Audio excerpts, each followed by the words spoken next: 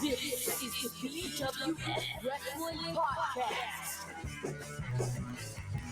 With your host and the leader of the BWF Nation, the big, stupid little Bobber, the undisputed BWF champion, All right, wrestling fans, it is Tuesday evening, and that means you are watching the BWF Wrestling Podcast. Thank you very much for joining us. And if you're watching us for the very first time, please subscribe to our channel on YouTube or like our page on Facebook so you can watch us and tune in each and every week. We have a fantastic show in store today. First, we are going to be joined by the new owners and promoters of Island Pro Wrestling in PEI, and we are going to ask all of the hard questions, including the process of taking over that promotion and the challenges that come with it. Then, for our main event, we are deep diving into the NXT Takeover in Brooklyn. It's been almost 10 years since that historic show. How does it hold up? We will find out. But before we bring our guests on, let's throw it over to my co-host, my friend and yours, Canada's favorite media personality, G. Patrick Condon. What's good, G? Yes. Thank you, Aaron. Thank you to the BWF Nation. Might be a little bit better, a little less chaotic than last week. Some bad interactions between some food called eggs. This week, nothing really that bad to speak about. I am, as you know, putting one foot in front of the other as I run for elected office here in St. John's, Newfoundland, and so I've been busy with that. Got the first print off of cards now as I go and start knocking on doors and documenting it all, and this is what's going on in my life. What's been going on in yours? What'd you do over the weekend, Aaron? Anything? I did not do anything that resembles the importance of what you're doing in life. I mean, you're right there. You're trying to change lives, trying to change the way of life around here. You know, make the government a good thing. Make change in the government while I'm just on my ass watching movies, playing PlayStation. Not doing a whole lot. I just took it easy. I'm gonna be going to Edmonton next weekend to celebrate my birthday, which is actually tomorrow. I don't know if you remember that or not, but yeah. Well, I mean, I was doing my best to not. Yes. I wish the year could come when I would finally be able to repay you for forgetting mine a couple of years ago, but I just can't do it, Aaron. And happy to be spending another year with you. I guess technically this will be us celebrating the second birthday, right? This is your second birthday since we've started doing the podcast? Yeah, it has. And wow. Yeah, I actually can't wait. I'm going to go to a place called Beer Arcade where they're showing the Royal Rumble. They're going to have prizes, giveaways. They're going to have wrestling talent from local promotions like Top Talent Wrestling. It's going to be fun. It's going to be good. I can't wait. Cool. All right. So are we going to be talking about anything Raw related or whatever? Have you watched I saw right before we came on that apparently they got 3 million viewers last week. Yeah, they had like a 30% drop or something like that. But no. It's it's on Reddit. I just went to see it on Reddit, and I mean they were only getting, what were they getting on regular cable at the time? 2 point something like that, but they had 5 point whatever on the first week, so they dropped big time from week 1 to week 2. That being said, they are still getting more viewers than what they were before. I did watch last night's Raw. I'm not going to go into it too much. It's been the best one out of the 3 so far since going on Netflix. But what I really wanted to talk about was Saturday night's main event. I know you're out doing your political thing, so you probably didn't get a chance to watch it. But It was really good. I got to say, and I'm going to give flowers where flowers are due. You know, I don't just always crap on the product just because. I have to say, main event Jey Uso had the match of his life against Gunther Well, on there you Saturday. go. I mean, yes, It was against Gunther. Gunther carried his ass. But yes, that being said, Jey Uso had the match of his life. And if he can good. continue having matches like that, continue getting the response from the crowd and getting the crowd involved the way he's doing, I mean, I think the sky is actually the limit for Jey Uso. Wow, what a turnaround I from know. a week ago. I kind of feel like you've left me behind here now. I'm just the only one that's hating on main event Jay. I will say this. I think, and we all know, I mean, everybody loves Gunther, but I think that what made that match is the 2.9999 kick out that Gunther did.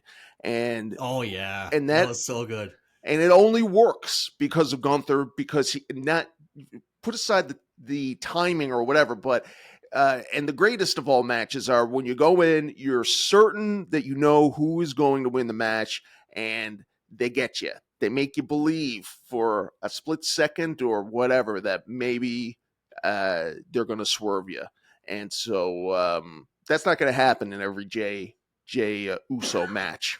No, it's not. And said, I think a lot of it had to be the opponent, like it was in Gunther. Like Gunther obviously had to carry Jay. But I mean, like, yeah, if Jay can continue to learn and continue to improve like that, man, oh man, I don't think it's going to be too long before we see a world title on Jey Uso. Really? Oh my god, that's Yep. so depressing. It's so depressing. They gotta, yes, they got to. They can't put a world title on everybody, you know. No, they can't. They can't. So, and some people should go, like, the only reason why a world title means anything is because there's this list of the Roddy Pipers, the Jake Roberts, the Razor Ramones, the Owen Harts, the Mr. Perfects, the ones that you know never got it. And so, and there's such a lineup now, and they're not doing a whole lot of hot shot of the titles like they used to. So, I mean, Cody's coming up on a year. Do you think either of the champions are going to drop the title at Mania, at or before Mania? I don't think they're going to drop it before Mania. No, not a chance. And what about at? I will. I guess I'll before I let you answer that. Well, no, I'll let you answer. Yeah, I think there's definitely a good chance Cody loses his title at Mania next year. Right. This year, sorry. Yes, yeah, because there was a segment with CM Punk that I didn't watch, but I thought it was interesting where I guess one of the things that CM Punk brought up is that Cody's getting up to almost a year now, and he knows what it's like, and that you're starting to burn out, and I think that they have already been incorporating that into Cody's character, which I think is interesting because I believe Cody will turn heel with this title before he drops it. Really interesting. I think he'll do whatever it takes to hold on to it. Fair enough. And you know what? The interaction with CM Punk was awesome. It was really good. And I gotta say, the one thing that the WWE are really doing good right now is that there's so many things that could go. Like, we don't know who's actually going to win the Rumble. Like, at first at Survivor Series, they were teasing Reigns and Punk. Now they're teasing Punk and Cody. They're teasing other things too. It's anybody can win. We don't know what's going to happen, and that's actually a really good thing going into the Royal Rumble, not knowing who's going to win. Is it going to be Cena? Is it going to be Reigns? Is it going to be an underdog like Sami Zayn? We don't know. It could be Jacob Fatu. Who knows? It's going to be good. Very quickly, though, who do you think is going to win the men's Rumble this year? I think it's going to be CM Punk. You're going Punk. Okay. I can't see anybody else but Punk winning it this year myself either. Roman Reigns. Yeah, I don't know. It's going to be Punk or Reigns, but I'm going to go with CM Punk myself. How about the women's? I'm going with Charlotte. Right. Is she returning at the Rumble? She is. Yeah. And has she won a Rumble yet? She has. I don't know. I really am at a loss. Thank you. Yes. God, he's good. good. And Andrew, he's good. I'm really at a loss as to who to pick. Maybe Nia Jax, just because I like her. I don't even know where the stories are building right now with the women's title. What do we know who they're defending against at the Rumble yet? No, they're not defending anything at the Rumble. It's 4 matches at the Rumble. It's a tag team championship match between DIY and the Motor City Machine Guns. It's the 2 Rumble matches, and it's the ladder match. Right. Okay. Cool. Yeah, that's good. I say it, but I don't believe it. I don't think that's enough for the Royal Rumble. Typical fashion, maybe when they start right? splitting it up into 2 nights, they could do it. But how do you justify going to Indianapolis? Is that where it is this year? How do you justify it and for 4 matches? Mm-hmm. It'd be the same as the Survivor Series, and like the women's Royal Rumble match has traditionally been trash, and they get it out of the way as quickly as possible. We've had people bringing up, they're not like, up there let's yet. make They're getting better. Guy so, merch. I don't know. We'll see. We'll see. I'll have to do a little bit. I know that last year I made the miracle call of Bayley winning. Thanks for having us on, guys. Maybe I'll be able to do it again this year. Although last year I also picked CM Punk. Now I'm picking him again 2 years in a row. And I claim I don't like the guy. I think I love him. All right, Aaron, why don't you set us up for our you want me to take big this one, interview? Dwayne? We haven't done an interview in a while. I went to a couple of IPW shows. So, my construction company was a sponsor for a couple of them. But before we throw it over, just want to say to met our Dwayne, fans who are watching us who's in a New York, wrestler and all was across performing Canada, at one in of the these UK, shows. even over in kind of Bangladesh. hit it Thank off, you for kept watching. in touch. Leave I your liked his predictions. character. Kind of started coming up. I know. Look, whenever the me and Chris Bangladesh ones Frizzle are bought robots. Everybody knows that. IPW, we started shopping it around and got a couple investors. I don't know how fans. To our real fans, thank you for watching. Leave your predictions for the Royal Rumble in the comments. Now we are going to bring on 2 people, Justin Summers. Hell yeah, Dwayne man! Broderick. Attitude Era. My son and I 2 watched WrestleMania of the 17 last night. Buying IPW. Oh, hell yeah, PEI, man. Tables, ladders, and chairs, Edge its Christian, name. Let's Dudley bring Boys, these guys Hardys. on right now. All right. Here we go. Troll Factor is up there. That's great. Justin Summers, how you doing, my friend? Dwayne, how you doing, my friend? Oh, that's good. How you guys doing? Nice. Good stuff. So, I mean, for fans like, who may not remember, a little bit of background about me, IPW, I guess, is like I come from the live music industry. Like I put on, hundreds of concerts. So I have already had like a background in like live entertainment, I guess you would say. So whenever I was at the events, the first one that we got involved with was the Carlito show. Yes, man. That had happened here in Prince Edward Island. Awesome dude, by the way. Dwayne, and how did you guys my meet? And construction company sponsored that event, so we came out and kind of took part in it. And the whole time I was there, I was just kind of like, "There's something that could be done a little better here." And then, we went to the next show, and like, don't get me wrong, the matches were great, the talent was great, but like the atmosphere wasn't just right, I guess you would say. So went to another show, and same thing. I was kind of like, you know what, I would change some things if I was in charge, sort of thing. And then eventually, Doug and I started talking, and he's had some plans to relocate across the country, and he asked me if I wanted to carry the torch. So okay. And were you guys always fans of wrestling? Dwayne, you're a wrestler, so I'm assuming that you were always a fan. But Justin, were you always a fan as well? No soap opera here for that one. Nice. Yeah, like he hasn't moved away yet, but like he was kind of on the I'm working my way out program. So, and I said, well, hey, like, you if went you to are interested in selling it, show, then, like, and let's how? talk. And what we did the So bring us negotiation through the dance back and timeline of you forth going like, to the show what to you comes with knowing the that the promotion was and, going to be what kind of available value do we get for or purchase being put price up for and stuff like purchase or that. being So sold. after, probably a week or two of just kind of back and forth, we finally found a number that worked for both of us. And yeah, here we are.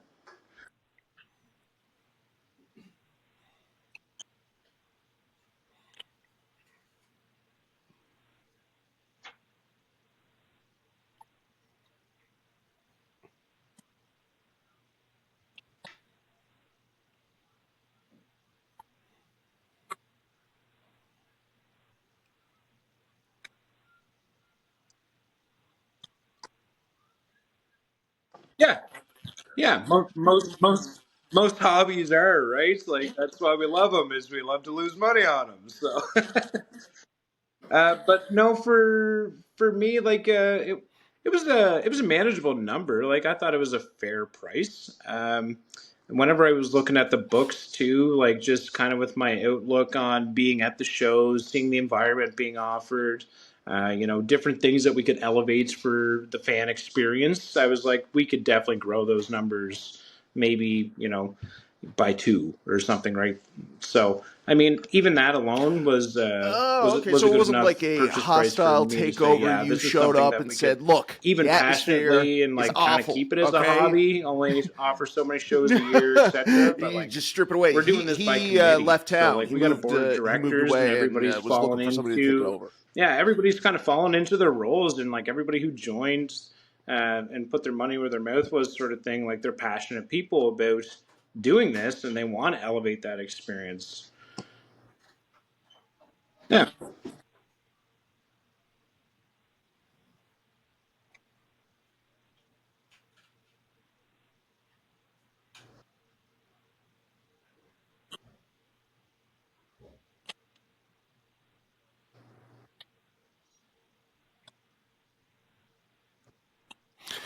With now, I'm not gonna be so crass as to ask you for specific numbers, but um, when you got to take a look at the books, like, did you see that there was an opportunity to for this to be successful, or was this going to be something that was more of like a hobby? Like for this podcast, for example, it's a money hole for myself and Aaron. We're just sinking money Fish, into this fish, thing. fish, fish, fish. Yeah.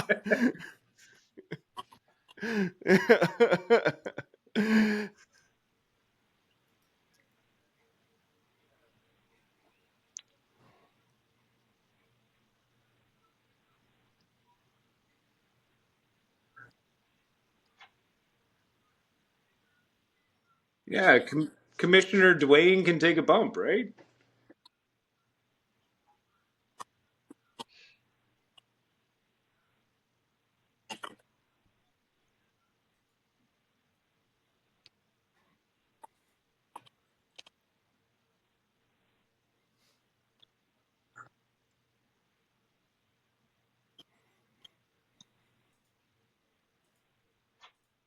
Definitely more Cool. behind the Yeah. scenes. Like put those proper people in their proper places that'll elevate that show to the fans, right? Like as I said before, like it was constantly like, oh, we could do this to elevate their Nice, experience. We could, nice. Yeah. put a Dwayne, I just wanted to Bruce ask you, how Buffer long have you been style a wrestler, announcer in the and how long were ring you to like involved get the with the people hyped previous before, and iteration even of introduce the IPW? character names to the fans and stuff like that. Like I started there's training just all those in little things. I'm June not of that. 2023. So like I know what I can do Oh, and what so I can't do. So I'm you're fairly not the fresh guy to into the be on the business. microphone dropping yeah, I'd heat. say So very much my apprentice phase. Um, I've only had about 12 matches. And how do you find it so far? Is it hard? Do you find it hard on the body? Like, do you love it, or is this something you want to keep going? Do you want to do something maybe more it's been behind the wild scenes and how take the many book, or random what's your people have plans? reached out to me since the announcement of this Well, kind of all of the purchase, above. Like I and being started like, late. I want to get I'm involved already somehow. I 44. want to Oh be wow! a So, referee. I There's want to still be an hope for you, so announcer. Bish. I want to be Bish. at the door. Like I This just is the want to sign. support live wrestling in our community. Yeah, totally. so basically, I started very, very late. So this is kind of like a natural transition for afterwards. Gotcha. Okay, so it's good to know what it's like to take bumps in the ring, be one of the boys, and then when you go, when you start doing the booking and the stuff behind the scenes, then you can relate more, I guess, to everybody. So that's really good. Yep. There you go. There you go. Now, it's absolutely one of those things where you have a whole new respect for it after you do it. After you take that first bump and you feel that just that bang, and you go, Yeah, man, "Whoa!" and like as I said, It becomes real my then, son's a right? big fan So, of wrestling too. Like that was a absolutely. big part of the purchase as Justin, are well. It's you like it's going to something that be in now front like of we the can bond camera out over, right? in the crowds, or are you more behind the scenes?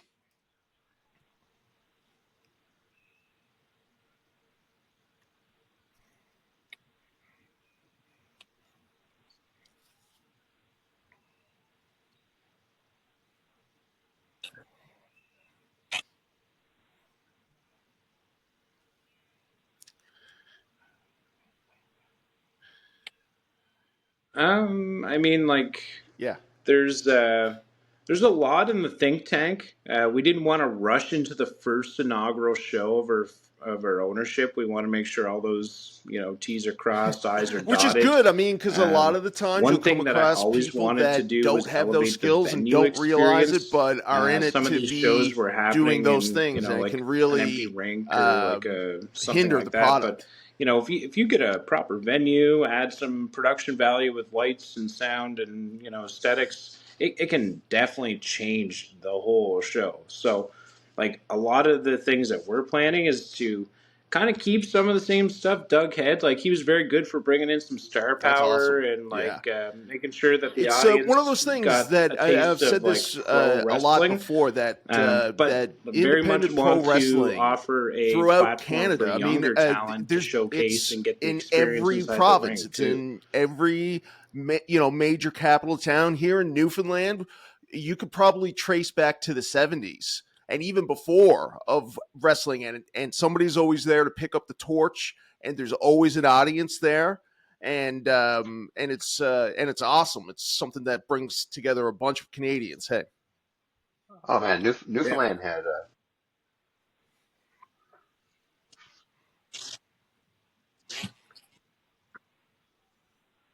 Yeah, yeah, 100%. It was yeah. You'll like see a the lot of families BWF going there. podcast There's told a me I show have to that's do coming this. up The here stars are in 2 aligning. weeks Like, from let's now get that I'm on it. going So, to, and I yeah. haven't been for a while. I'm really looking forward to it, But and seeing those kind of touches, and seeing the audience that is going to be brought in. So what's in the future? What's in the cards for you guys? What are you guys seeing, hoping, wishing?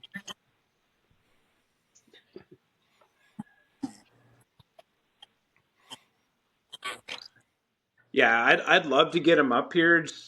At this point, it's like a matter of logistics and budget and stuff like that. When's it going to work for us? As I said, we're kind of not rushing into things right now. We want to make sure it's stepping stones. Mm, Like, let's keep a storyline going or something. Like,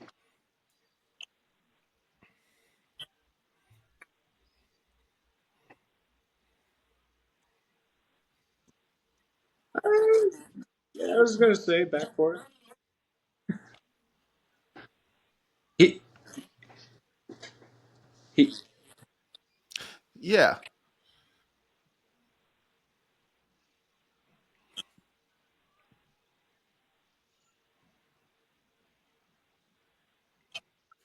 I see this. Absolutely, absolutely. And I noticed that someone that you were profiling on your social media was none other than Hero to us here at the PWF Wrestling Podcast, August There it Artois. is. The Mm, real, yeah, he's real, he is yes. raw, he is the goddamn draw, as he will tell you over and over. Uh, Great man. How did you Nice. guys hook up with August? Was it because you saw the work that we did together on this podcast and you said, God damn, I just have to go out and get that guy? Yes.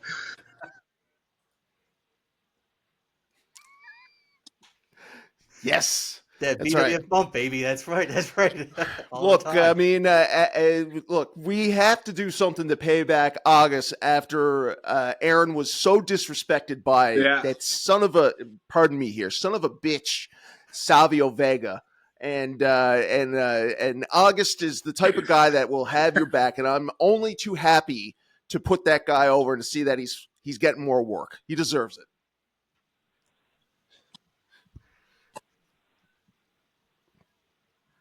That's the enemy. That's fake news over there. Yeah.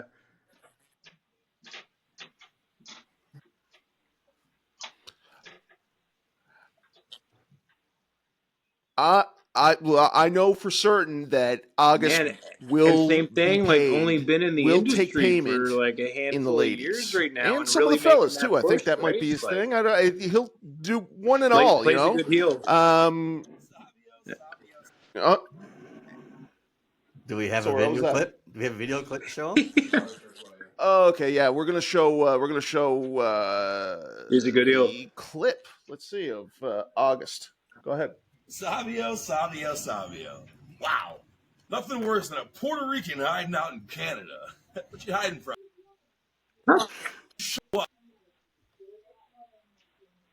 Oh, what's going on there? What happened? Hold on. Audio. I can't hear We'll it. fix that right quick. All right. No, audio's got it. BWF is so successful, and my success is. I had to start it that way. Next. See you soon, Bendejo. God love him. Mildly racist, but not a big deal. Like, no, it's great. It's good stuff. Man, oh man, he was a good sport. Salvio Vega at WrestleCon. Perfect, man. Appreciate that. The escalator. I was going down the escalator, and I just put the microphone out there. Right, I was trying to get a quick word, but he's totally snubbed me, as you would. And then I actually had a chance to interview Salvio Vega in person later on. And I asked him how he could snub a world-renowned journalist like myself like that. And he just snubbed me again. He totally ignored everything I said and just started cutting into a promo in on August. Oh, it was good stuff, man. Like, he wasn't looking at you like you were. We were talking about that earlier. We can't really see it happen. Really disappointing. Awesome. Yeah. Oh, it's good stuff. Yeah, August is great, man. You guys. Thanks for having us, guys. He does so much work on social media. I don't see any other wrestler out there who does as much work promoting his own brand and promoting matches and I'll tell you that too. Yeah. Yeah, it's absolutely. Oh yeah, I've been checking out his stuff. He's great. Yeah, he's so good. I mean, he'll come out with a cigarette and like just put it in someone's drink, kind of thing right away. He'll throw someone's cell phone. Like he'll do anything. He's a good heel, man. It's so good, very entertaining. Yeah, glad you guys got him. The fact that you guys are scouting this guy out and you have him on the way to PEI just shows that the promotion is in very good hands in the future. I feel a lot better about this. I got to say, miles ahead. Everybody is in an upright position. The presentation.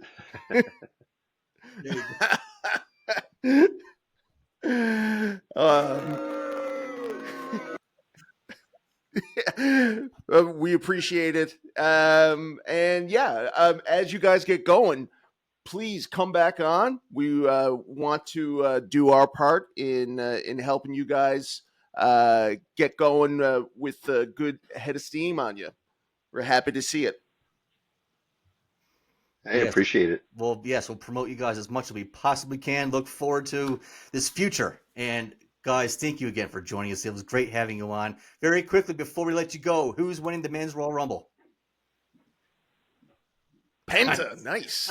Dwayne? CM Punk. Yes, there you go. I like the Penta is a good twist. It's a good twist. I like it. Yeah. It would be cool. Yeah, it would be cool. All right, boys. Awesome. We will talk again soon. Thanks for coming. Pleasure. Thank you. Bye-bye. Appreciate it, guys. See ya. Yeah. All right. That was awesome. Thank you again, Justin Summers and Dwayne Broderick.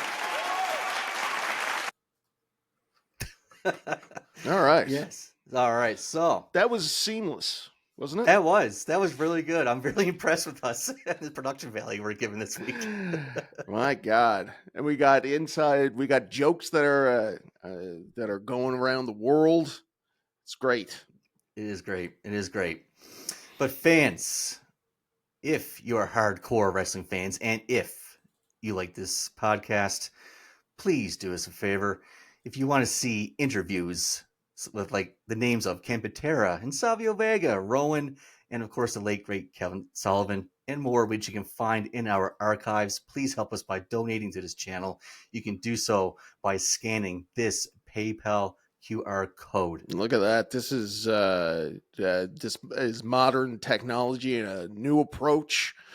Our third or fourth approach to try to get some money out of this. I'm not joking when I tell those guys this is all out of pocket. This is a money hole, you know?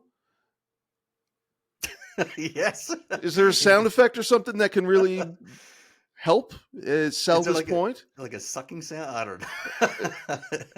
Anyway. Nah. Crying baby? Yeah, crying baby. Really good. There we go. There you go. I was just going through my own files here, and it turns out that I have the entire Savio Vega interview here that I could have just played right then and there. But kind of unnecessary, I guess, right? People know. But yeah, your donations will go towards future interviews, and you will get a free subscription to our Patreon page. You can request people for us to interview, topics for us to discuss, and a whole lot more. Let's show them that QR code one more time. All right. Come on. You can't just throw that out. There. Yes. There's the code. You scan it. And what happens when you scan it, Aaron? You send us some money. It just automatically go to your PayPal account. It'll work. You'll do the thing. Just follow. Okay, it'll do the thing. Just do the thing. It's a great approach. It's a great approach.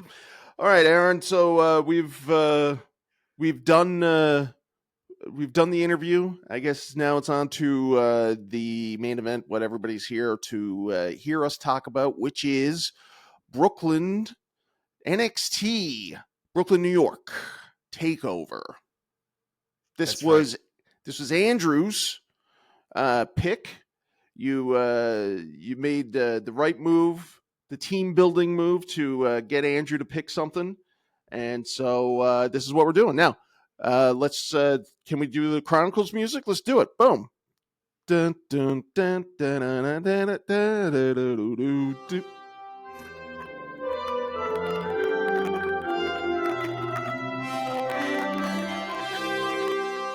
We are just throwing it all at the wall today, folks. And let me tell you, folks, we're throwing all kinds of technical things at Andrew. Andrew had a coughing fit during that interview. I bet you didn't even know. He left the room. I think he may have. Oh, yeah. Came back in. God, we got it going on, as the Backstreet Boys would say. That was really good, Andrew. I never would have known you had a coughing fit. That's amazing. But that all being said, folks, nice. Good. That all being said, my lovelies, let's get on with the NXT Brooklyn Takeover from 2015. Cannot believe it's been almost 10 years already. Holy cow. This show, let me see. Corey Graves, Byron Saxton, and some Rich Brennan guy are on commentary. 15,589 people for an NXT show. Holy cow. The broadcast started with Triple H standing in the ring with a microphone on his chest. The lights were off. He talked about how they had a vision for change, and you, the fans, made it a revolution. They told us they were the future until you told us the future is now. He raised his arms, the lights went on, and the crowd chanted NXT as the show began. Now, hold on a second here, Aaron. Hold on a second, for the love of God. This starts off in pitch blackness. Is this the one where people were chanting out Chris Benoit's name when he wanted everybody to be quiet, or is that another one that he did? Because that happened. If I don't know, man. If it did, it was not on the. I don't know. It was not on the Netflix version. No, I guess not. Hey. Yeah. Well, that's good. Anyways, I mean, you see a bit of. You see the beginnings of where Triple H's takeover himself of this entire industry begins with this sort of pageantry. NXT at this point, 2015, for the nerd wrestling fan, for the adult male wrestling fan, there was nothing else really. Like WWE was too cartoonish, I think, for people. For some people, you would still watch it. Obviously, we all still watched it no matter what. And they know that they got us for life and they exploit us for it. But NXT would have been like the sort of resurgence of, I want to say, ROH, maybe what's the LA one? IPW. Is it? No, not IPW, but pro wrestling PWG. PWG, yeah, PWG. There you go. PWG, yes. PWG, yeah. Yeah. It was definitely the WWE's version of the indie, like as you said, trying to like have that resurgence. I don't know, give it the feel, because as you said, WWE at the time was really cartoonish, just wasn't really for everybody. But NXT at this point, man, they were peaking. They had Samoa Joe, they had Kevin Owens, they had Finn Balor, they had the Four Horsewomen, they had a bunch of talent down there that were just balling out every single time they were in the ring. Now, so how many people did you say were at this event? Almost 16,000. It was 15,589. Wow, that's impressive. Yeah. That's pretty crazy. I mean, those are bigger numbers than what AEW is doing currently, right? Yeah, exactly. AEW, they're not drawing a quarter of that. Wow. But yeah. All right, so start us off. Where are we going? What are we watching? What are we? Yes. First of all, can we just get Andrew's take on why he picked this show out of all shows? Sure. Andrew? Can you hear me? Yes. It's Sasha and Bailey. There you go. There you have it. Women's wrestling. Now, Andrew is doing those sound effects himself. So go ahead. All right. This show is starting off with the lights dimming again, and we hear camera clicks over the speakers. I was wondering to myself, I don't remember Miz being in NXT, but then I hear, "Hey, look, everyone, it's Tyler." And I realize it's Tyler Breeze. I forgot how awesome his theme music is. Patrick, can you please read the lyrics of his theme music for our audience? Oh, sure, yeah.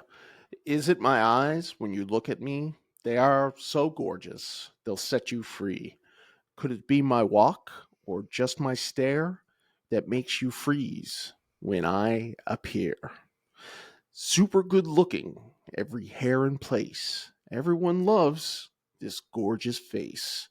You cannot deny my beauty shot. I'm everything that you are not. A little conceited. Good job. Great stuff. Great stuff. This guy seems like he's a little full of himself, I got to admit. Breeze comes out with his selfie stick. He's live streaming his way to the ring. Pat, I like that. That was a nice little touch. Right? You know, it looks like Breeze has it all going for him. Pat, where did it all go wrong? I don't know. He never really translated well on the main roster, obviously.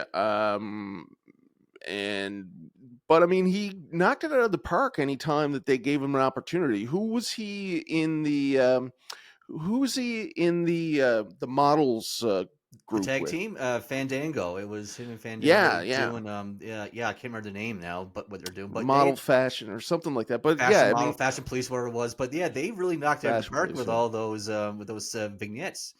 Yeah, I think it's just one of many NXT gimmicks that got over down there, and Vince McMahon just didn't see much of it up at the main roster. And is he even wrestling anymore? I mean, it was released quite some time ago. What's he doing now? I don't know. I don't know. There you go. Maybe it just wasn't his passion, which is, a lot of the times that happens. And that's fine. Not everybody needs to live and die to be a wrestler, sort of thing. No. But this match here, this is one of the main attractions of the show. It was Jushin Thunder Liger versus Tyler Breeze. Jushin Liger making his WWE debut. Of course, he's the New Japan and WCW legend. Yes. This was a really fun match. I enjoyed this from beginning to end. We see some psychology and playing around at first, which is interesting to me because I was wondering how Liger's style would play to the American crowd. But he was a natural. We see some Well, fun. and with this crowd too, obviously, if there's going to be any crowd that appreciated him, it would be the NXT fan base. 100%. Connie, do you have a favorite Jushin Thunder Liger match? No, I'm not a big fan of him. I think his mask looks silly. I didn't get it. I didn't get the. I don't get the. What's the one where he would rip off his mask and he have his face painted white underneath? It's like an evil Jushin Thunder. Super Jushin, was that it was? I don't know. I don't know. A lot of I don't know this week. Yeah. Oh my god. I personally enjoyed his match with Brian Pillman in WCW, but that being said, we do eventually see Liger winning this match with his running Liger bomb to the delight of the crowd. Hard to believe he was 50 here in his match. Great start to the show so far. Next, we see a Nia Jax coming soon promo. That's pretty cool. Wow. Yeah. Yeah, I know, right? Then we see a picture of the Clique, Kevin Nash, Scott Hall, and X-Pac. They're all ringside. They all looked happy to be there, and Scott Hall throws his toothpick at the camera. Classic So cool. and sad. So cool. So cool. But the next match is the NXT Tag Team titles. It's Wesley Blake and Buddy Murphy with Alexa Bliss versus the Vaudevillains, Aiden English and Simon Gotch with Blue Pants. Yeah. So, I mean, talk about your gimmicks that did not translate. This one, I kind of see where Vince McMahon was coming from. There's not a lot of a future in the Vaudevillains. So not really surprised. Although I did like Aiden English. And I liked when he was involved with Rusev Day. I thought that was kind of interesting and strange. He is still at it. I think he's announcing for TNA these days, maybe. Yeah. Doing play-by-play. Is it? He is. And can we talk a minute about this Buddy Murphy? Because he is with Alexa Bliss in a romantic relationship at this point. They would break up, and he would then move on to being he's married now to Rhea Ripley. That's right, yes. And I mean, the guy has zero charisma. Maybe that's what it is that, like, if you got too much charisma, you got too much of that Riz, then you're not going to get a girl that has a supreme amount of Riz because you're battling. It's a Riz off then. Who's more Riz? Who's got the more Riz? The Alpha is definitely noticed. Rhea. Yeah. Rhea and Alexa, yeah. And Alexa. So he's able to sort of stand back and let his girl get Riz, get supreme Riz. And look, I mean, it's an admirable approach. It is. And while Wesley Blake is now producer for NXT, Buddy Murphy wrestles for AEW. Pat, For now. Pat, do you know where Simon Gotch is? Simon. Now, Simon Gotch is infamously known for his Enzo Amore shoot interview. It's throughout the internet. He was known for some reason, and this happened to me too, that if your YouTube algorithm got caught up on this shoot interview. Have you ever seen the shoot interview, Aaron, where he talks about Enzo Amore? No, I have not actually.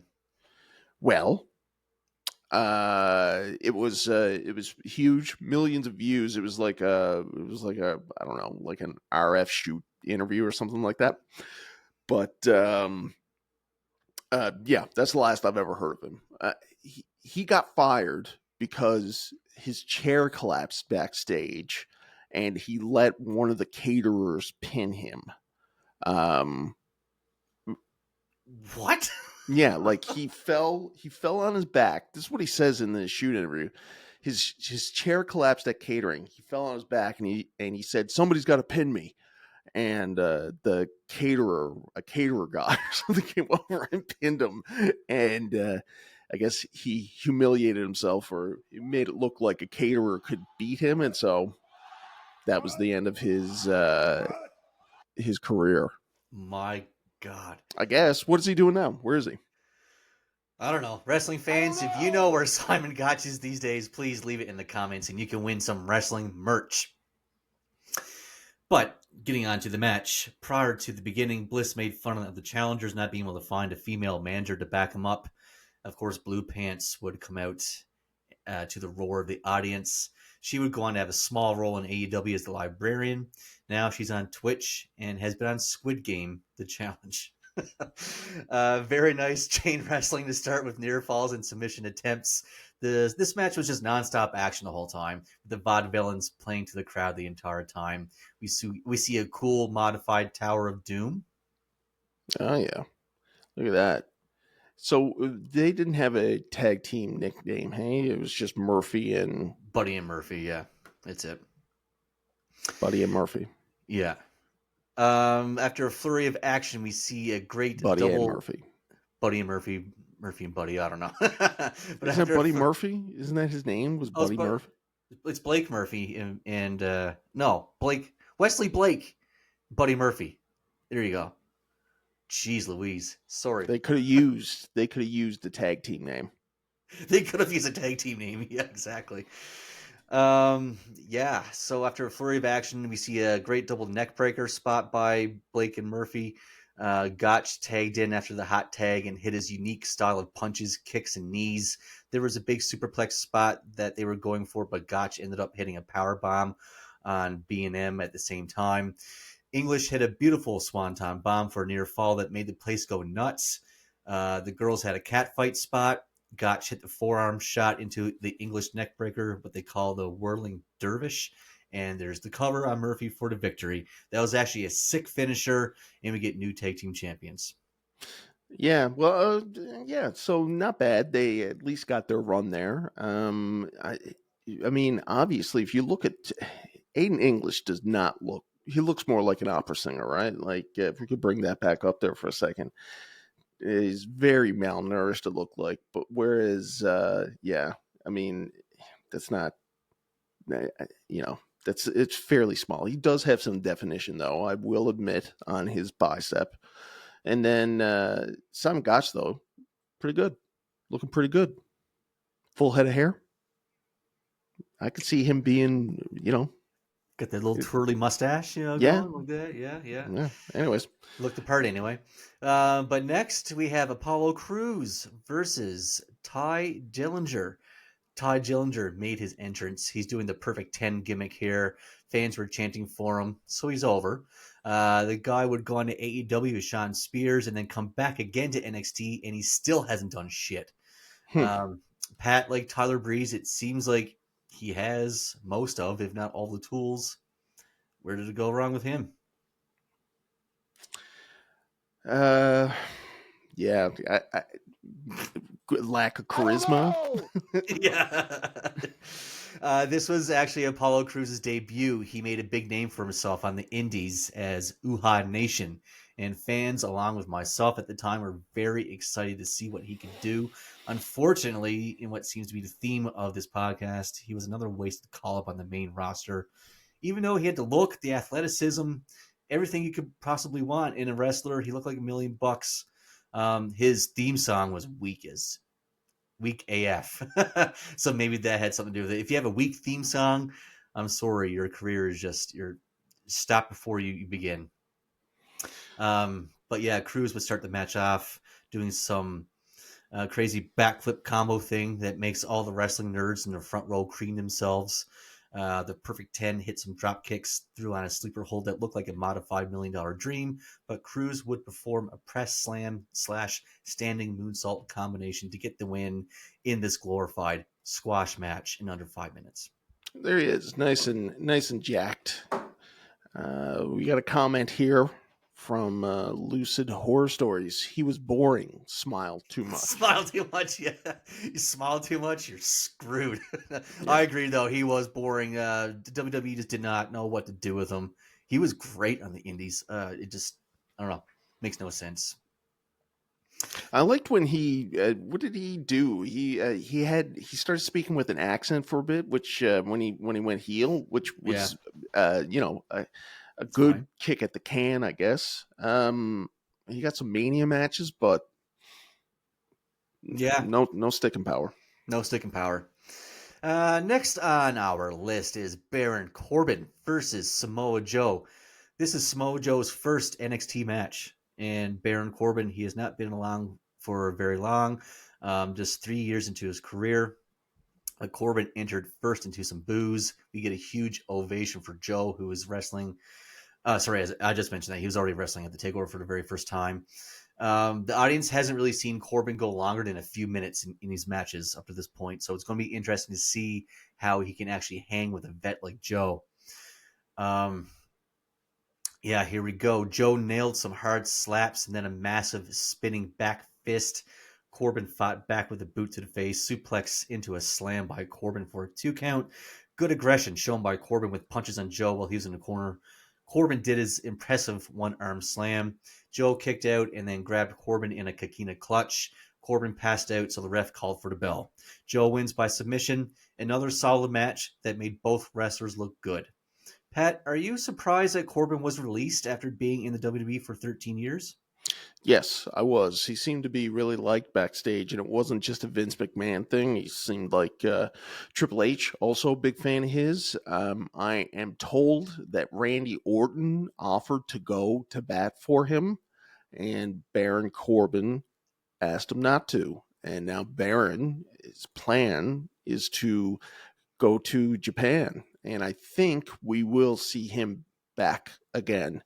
Um, he, I mean, I like Baron Corbin from the beginning. The beginning. I remember, I think, texting you the year that right before he even won the Andre the Giant Battle Royal. I liked his intro, and he was good. And then they made him the poster boy, the face of the failed era where he was the GM, and then the McMahons came out and said that it was his fault that everything sucked. And then they made him feud with Roman Reigns forever, because he was one of the few people that could actually get booed, get heat on Roman. So, and then, he did the Happy Corbin stuff. He did the bum stuff, like all the stuff when he was broke. It was all good. He was able to do it all. And so, safe wrestler. Yep. Safe wrestler. Good, nice, impactful moves. And I think that when he goes to Japan and he does his indie stuff, I think we're going to see possibly another Drew McIntyre kind of scenario, is my hope.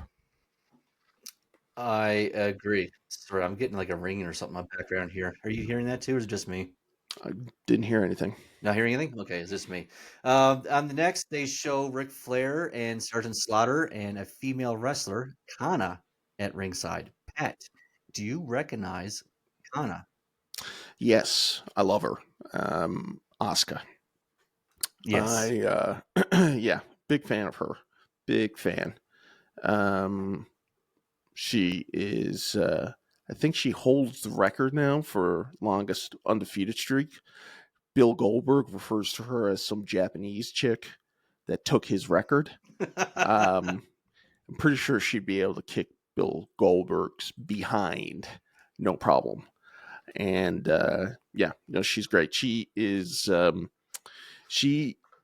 able to hold her own. Like, there's a lot of times that you're talking about women wrestlers, and like you're like, she's good, but it's like sloppy and there's chinks in the armor. But she's solid, brutal looking wrestler.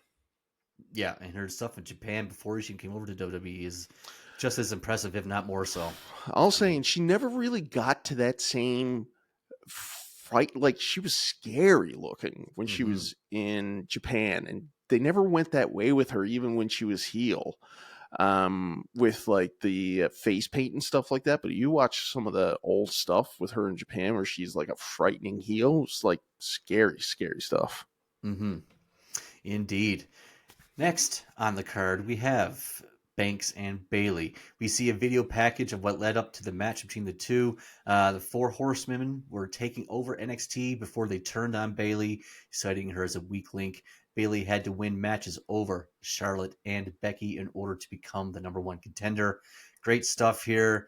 Video package, my words do not do it justice. You have to watch it. Bayley's entrance here is awesome. She's wearing Macho King colors from WrestleMania 7 and polka dots on her head and wrist, paying tribute to Dusty Rhodes, who passed away earlier that year. The crowd absolutely loves her.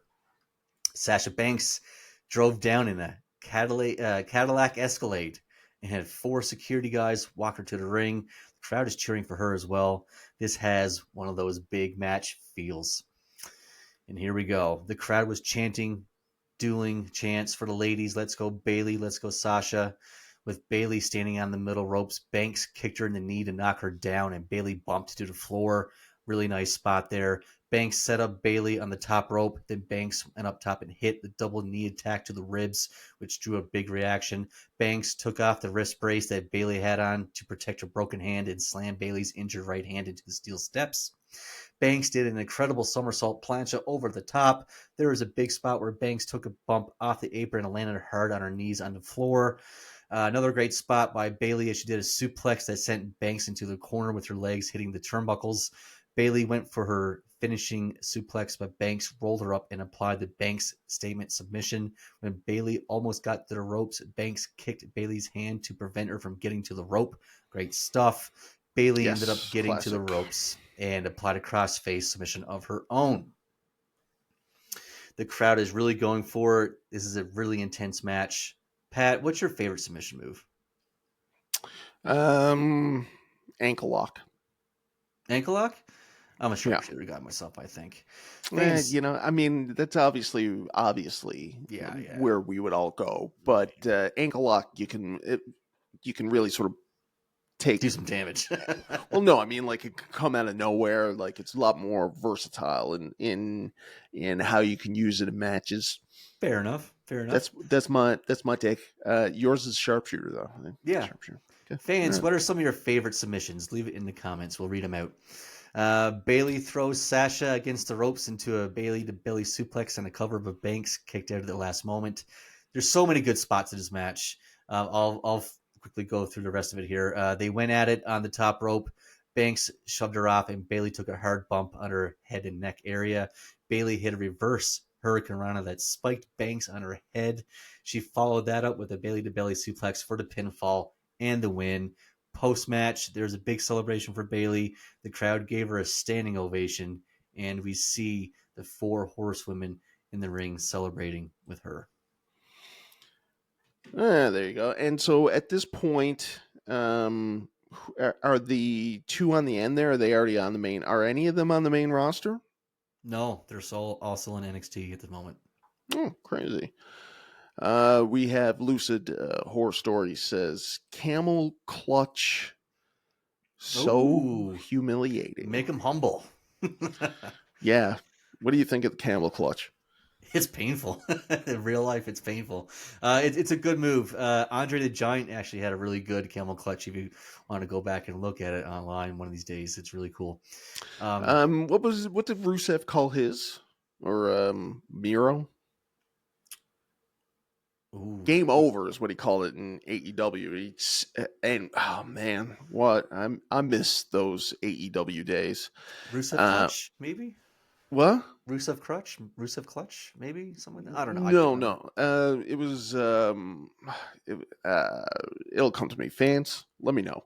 But he would do the game over and then stomp on the middle of the back, and then. Not the accolade. Ooh, the accolade. Was that it? That might have been it. Anyway, next is the main event for the show, NXT ladder match. Finn Balor versus Kevin Owens. Finn Balor, the NXT champion, is in full.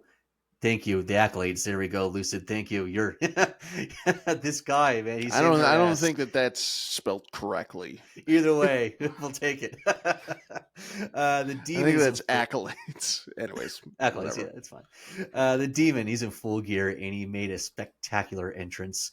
Owens was sitting in a chair at ringside, not looking impressed. We've had a lot of good wrestling on the show, but this match here was just a fun, intense, chaotic brawl. After some action in and around the ring, Owens set up the ladder in a V shape across the mat. He teased a powerbomb, but Balor gave him a backdrop, sending Owens onto the ladder. Owens loves doing that spot. Hey, like he loves going on the like getting hit, falling on the ladder with the small of his back in ways that looks crazy painful. What? Why are you laughing? Oh God! What's some of your favorite? What is your favorite spot from a ladder match, Pat? Would it be one from Razor and Shawn back at WrestleMania 10, where Shawn does the dive off the ladder, or do you have something else? It's played out. I never liked any of those spots that they showed on highlight reels because it was always Shawn falling on Razor. My favorite spot of that WrestleMania 10 ladder match is the finish, where he is, I think it's the most impressive display of timing I've ever seen of a wrestler, where he is, where is he? He's caught up by his foot first. Yeah. Right? Yeah. And then he's struggling to get it out between the ropes, and then he just amazingly like gets himself caught up in his wrist then, and then and if you watch it, like just as Razor is getting the belts, he leaps towards the ladder. It's just like a beat too late. That always impressed me. How about yourself, Aaron? That's good. I think I'm just going to go with the spear, the spear edge on Jeff Hardy. Oh my God. I know. The more you look back on it, I mean, like it's a crazy fall. Like I don't know how Jeff Hardy didn't break his neck. Honestly, it's crazy. Right. Is that the one where? But it's the one where Edge gave himself a concussion, right? Did Edge give himself a concussion during that spot? I think so. Yeah. Wow. Didn't know that. But yeah, gotta go for that. It's crazy. We should edit one so that it's Lex Luger going like, I know. Did I do that? I feel like I might have already done that. Continuing on with the match, Owens went for a cannonball. Balor moved, and Owens went crashing into the ladder. Balor climbed up, but Owens grabbed his foot, yanked him off, and nailed a powerbomb. Huge spot. Owens nailed the signature powerbomb on the side of the ring that took Sami Zayn out of action. They fought on top of the ladder. Owens wanted the cradle suplex off of it, but Balor fought it off. Balor slammed Owens' head onto the ladder, and then Owens landed back first onto the ladder that was on the bottom rope. Balor reached for the title, but he wasn't directly underneath it, so he decided to go for the double foot stomp off the top of the ladder instead. He was just one rung under the very top of the ladder. Insane. And he connected with it. Balor was grabbing his foot to sell the pain of the move. Then Balor climbed up the ladder, yanked down the NXT title for the victory.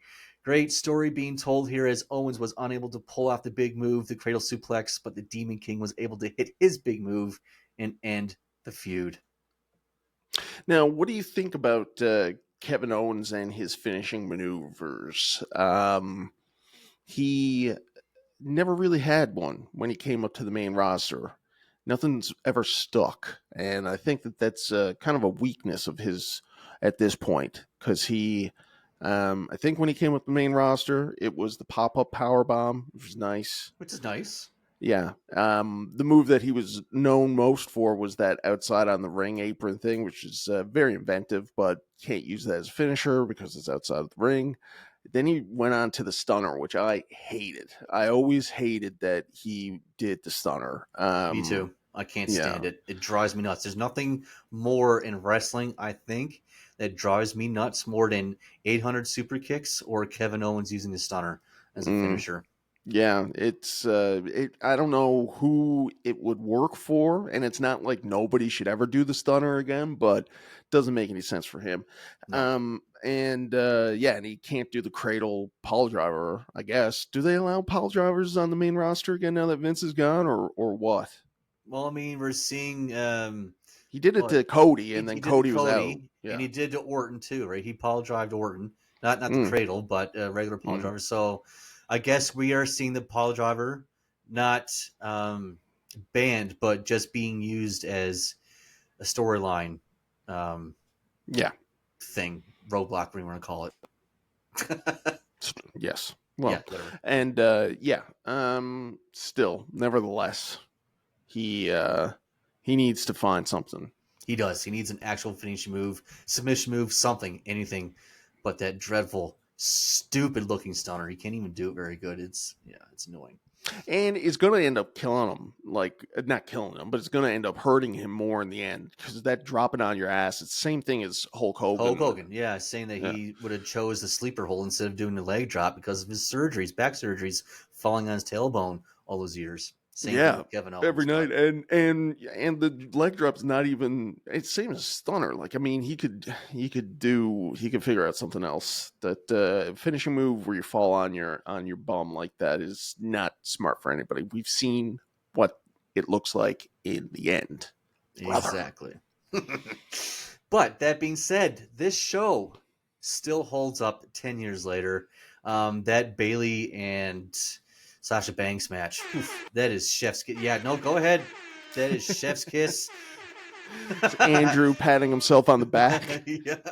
The rematch would be even better. The Iron Woman match. Iron Woman, is it Iron Woman best 2 or 3? Iron Woman, whatever. The rematch. That one is even better than this one here. And this one here is a banger. But yeah, great show. Can't believe it's been 10 years. Next week, folks. Time makes fools of us all. It does. Time is the fire in which we burn. But yes, next week, folks, we have another special request. Nick Opelski again has requested our services. Wait now, what did Nick say about the last one? Did he get back and say whether or not? What did he say? He did. We did a very good job. He was very. Is that what he said? Yes. All right, we'll do it again then, Nick.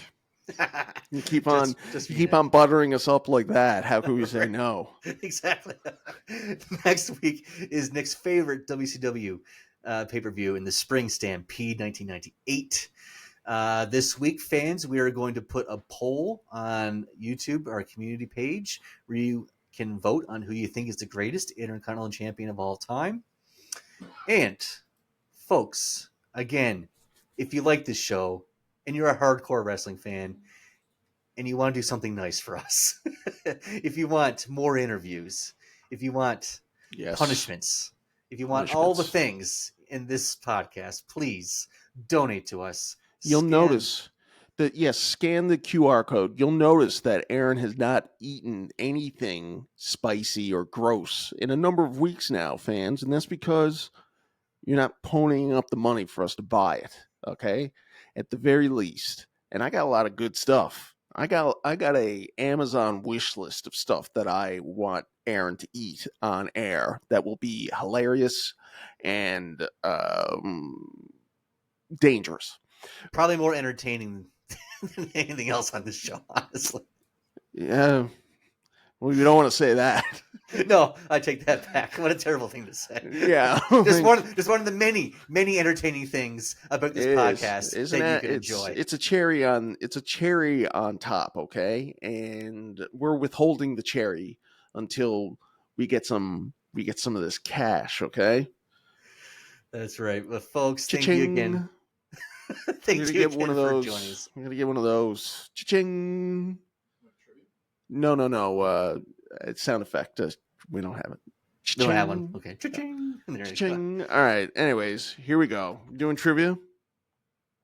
Oh, yeah? I almost forgot about trivia. Were you going home? I was going home, yeah. Bish was going home. I was going home. I forgot about trivia. Here we go, folks.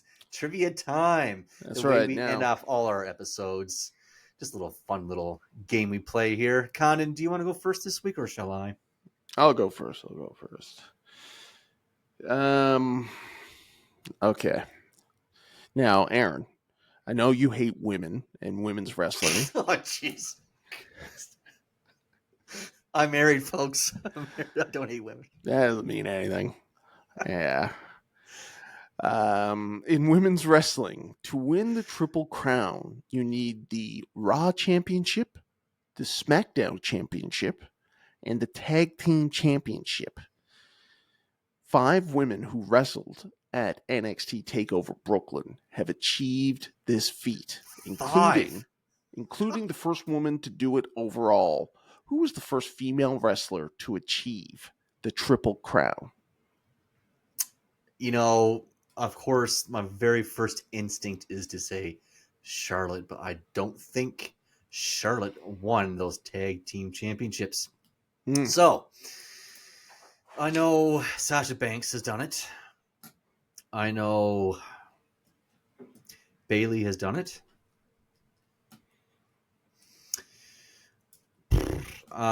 Becky Lynch, I don't think Becky won the tag team championships. 5 people done that? Really? Holy crap. Naomi might be one. I gotta go with Sasha. Final So answer. close. Ah. It was Bayley. It was Bayley. Yeah. Wow. Okay. Becky Lynch has done it. Becky has done it. Oh, she did. Alexa Bliss has done it. And Alexa Bliss, who is the 5th wrestler. And Asuka also did it, but she didn't wrestle that night. Asuka. Gotcha. Asuka as well. Okay. She didn't wrestle. She wasn't even Asuka at that point. She was Kana. Kana. All right. All right, Aaron. What do you got for me? NXT Takeover Brooklyn featured 3 Canadian wrestlers. Kevin Owens, who wrestled in the main event, was one of them.